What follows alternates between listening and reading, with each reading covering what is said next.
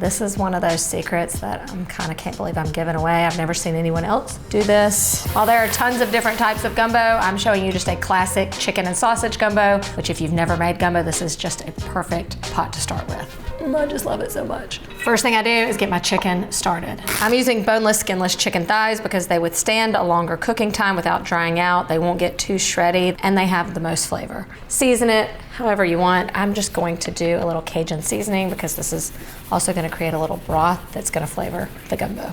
And maybe a little garlic powder, because why not? Then you just cover it with foil and place it in the oven, low temperature, 300, 325 for about an hour or so. That gives you time to prepare your other veggies and cook your roux.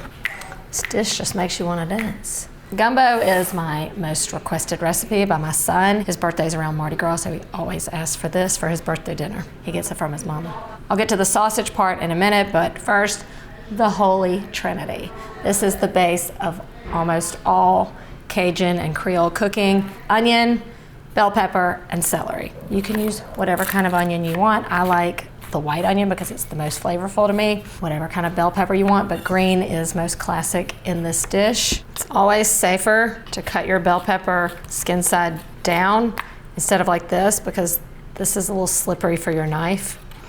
This gives you a better grip. To the green bell pepper, I like to just add the outer parts of a jalapeno just for another little flavor boost, but this is part of the pepper of the Trinity. And celery.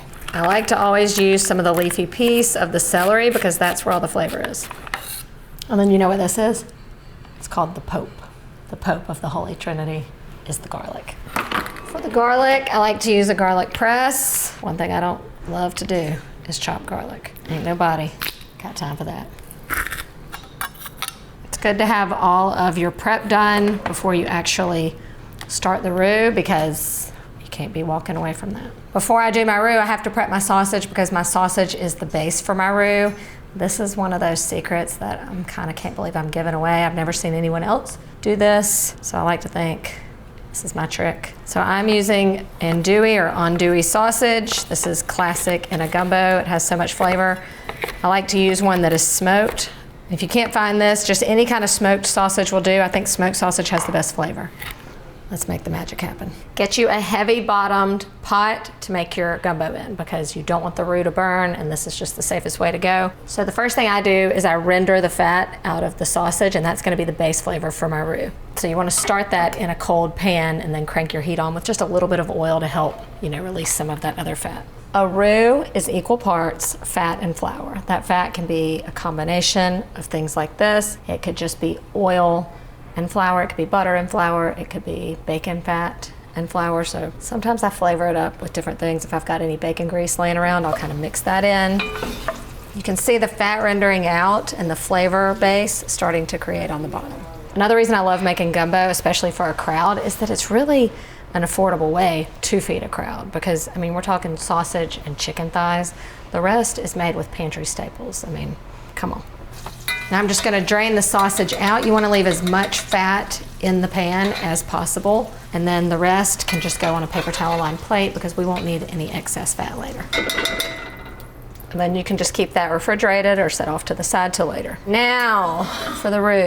This is going to be the flavor base of the roux. It's not that much oil, so we're going with about a cup of oil and about a cup of flour, maybe like a cup and a quarter of flour. And then whisk away. You want to keep your heat on about a medium.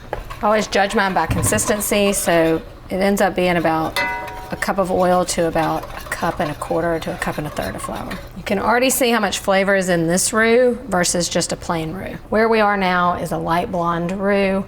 We want to take this all the way to a dark roux.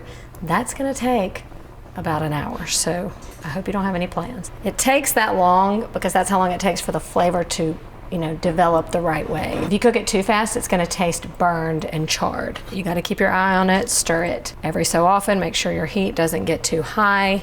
This is after about 10, 15 minutes. The darker it gets, the less its thickening power. So the roux in a gumbo doesn't produce a thick soup, it produces still a thin soup. It doesn't have much thickening power, but it has so much flavor. Because the flavor is what's developing in this dark roux.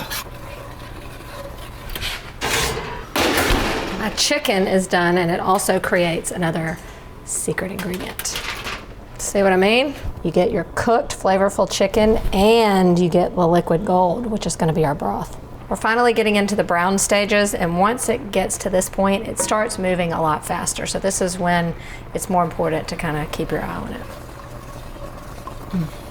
Still smells good. It smells like the nutty kind of toastiness. It definitely doesn't smell burned. If this smells burned, I hate to break it to you, you're gonna have to start over. It's been just over an hour. A lot of people want to stop right here. I've got to keep going. So I'm gonna crank the heat up, and I'm not gonna leave the pot. I feel like I need a cocktail. The time has come. We're at a chocolate brown. I like to stop just before it's at its peak darkness, because once we add the veggies in, it's gonna cook a little bit longer and get darker. So this to me is perfection. In goes our veggies and everything else. Now I like to add in some salt here to help those veggies soften. Okay, now I just cook this until those veggies are tender. Look at that. That looks good. And then part of our liquid is the liquid gold from cooking our chicken with just chicken stock, homemade or store-bought. I'm using store-bought. We are gonna thicken it up later, so it's okay for it to be nice and soupy. Bay leaves, little mo of this. Lots of black pepper. This is another thing I feel like not everybody does. A little Worcestershire. And hot sauce, and you can always spice it up when it gets to your bowl. All that's left is the simmer, so I'm going in with my sausage and my chicken and my fresh thyme. Oh my God. This might be one of the best pots I've ever made. It's gonna be good. We let it simmer, and then there is one more ingredient, sometimes controversial, but 100% essential in my gumbo. Despite the fact that gumbo literally translates to okra, this ingredient is controversial. Some people just say no okra in my gumbo. My kids happen to fight over the okra, so not only do I put it in there, but I put lots in there. Another great thing about okra is that it's a natural thickener. All that stuff in the middle that some people don't like is what thickens that gumbo. What is not allowed in a Cajun gumbo like this is tomato. Once you put tomatoes in it, it's called Creole, not Cajun. I serve my gumbo with rice, but I'm gonna shock you with how a true Cajun serves their gumbo. But this is how I make my rice too. Foolproof every time. Start with melting butter. Just plain long grain wild rice. Once the butter is melted, I like to coat the rice in the butter and then add your salt and water. 2 parts water to 1 part rice. Since I have some extra stock, I'm actually gonna use some of this instead of water. Once the rice is all coated in butter, that's gonna help it not stick together. In goes your liquid. Bring it to a boil, reduce it to simmer, cover it until it's all absorbed. Once the gumbo has simmered for about 30 minutes, you know its consistency, and now you can tell how thin or thick you wanna make it. This is when I add in the okra. I'm gonna cook it till it's tender, and then we serve it up. If you don't like okra, but you wanna thicken up your gumbo a little bit, you can add in the gumbo filet. This is ground up sassafras leaves, and it is also a natural thickener. Sometimes I do both, but today I'm just gonna rely on the okra, I think. Get ready, I'm about to serve up the best pot of gumbo. She's so humble. Me oh my, crawfish pie. Smells so good. Now, there is an art to serving this up. Okay, it's not a little bit of gumbo with your rice, it's a little bit of rice with your gumbo. Okay, so gumbo goes in first. Perfect rice, right in the center. Then, the finishing touch. Boom and a boom. Can you smell it? If this doesn't make you happy, I don't know what will. You gotta get a little bit of everything in that perfect bite. Speechless. This is the best pot of gumbo I've ever made. Sad thing is, I'll never be able to recreate it. No 2 pots of gumbo are the same. Tell you, where's that crusty bread? I did forget something. Gotta have a loaf of crusty French bread. Y'all gonna need to leave me alone.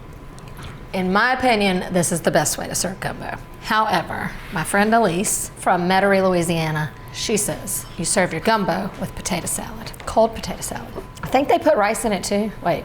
Is that what you're scooping from? It should be like ice cream scoop. Well, I'm just gonna do regular scoop. No. I thought you were doing potato salad. I am, but do you put rice and potato salad? Yeah, but if you're doing this size bowl, just put an ice cream scoop of potato salad on top. No rice? Okay, I gotta do ice cream scoop. Also from Louisiana.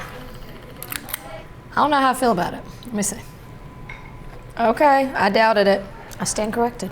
I still prefer the rice as my perfect way to serve it, but you Cajuns with the potato salad, it's pretty good. That's how it's done. That, my friends, is how you make chicken and sausage gumbo the old school way. And now that I've shared all my secrets, if you have any you're willing to share with me, please put them down below. See you next time. How'd I do? This is really good. It's the best I've ever made, I think. I think this is the best that I've had from an Italian. From an Italian, okay. All right, I'll take it.